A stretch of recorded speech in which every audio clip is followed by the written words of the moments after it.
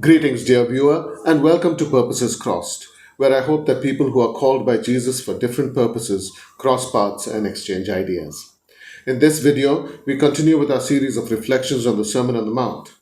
Jesus has been giving his disciples practical instructions for various situations in life, and in this video, we will deal with Matthew chapter 5, verses 33 to 37. These verses are related to the preceding ones. In both groups, Jesus advocates radical commitment in a world that lures us to find ways of remaining non committal or of breaking previous commitments.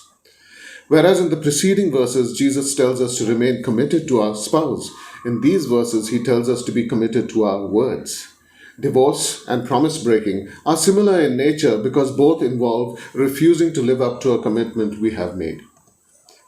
The different oaths mentioned by Jesus, swearing by heaven, by the earth, by Jerusalem, or by one's head, might seem strange to us today. However, they were circumlocutions devised to create oaths that were not binding because they did not mention God. Jesus reveals the fallacy of such thinking by linking heaven, the earth, Jerusalem, and one's head by way of God's providence to God. In other words, Jesus is saying that oaths are binding despite all the sophistry we may employ to escape such a conclusion. We misunderstand Jesus' purpose if we believe that he is prohibiting the taking of oaths, say in a court of law. Such thinking has led people to affirm instead of swear before secular officials.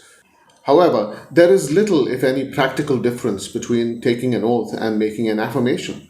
Both are designed to ensure that the person concerned speaks truthfully. So, to insist that I will affirm something but not swear to something is to play with words and to actually go against the spirit of what Jesus was trying to teach his disciples and us through them. It is to the issue of truthfulness that Jesus speaks. He is not saying never take an oath, but always speak the truth. That is exactly what he means when he says, let your word be yes, yes, or no, no. Jesus is telling us that we should be known as speakers of truth.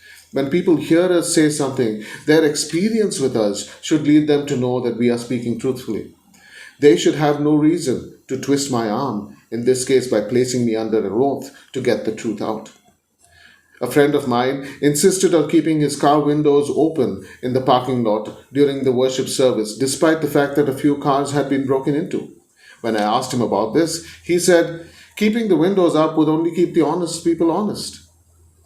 Taking this wisdom from my friend, we can observe that people who need to be placed under oath before they can speak the truth are well able to commit perjury under oath. Jesus asks us to be people who are so accustomed to speaking truth that oaths become perfunctory. We are not to take oaths to prove that we are telling the truth. Rather, we may take oaths since we would anyway be telling the truth.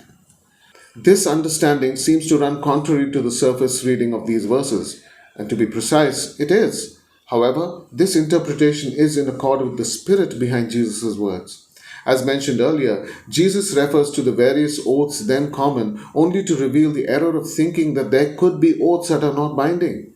His main intent in these verses is not to prohibit oaths, but to correct an inadequate understanding of oaths and to engender truthfulness.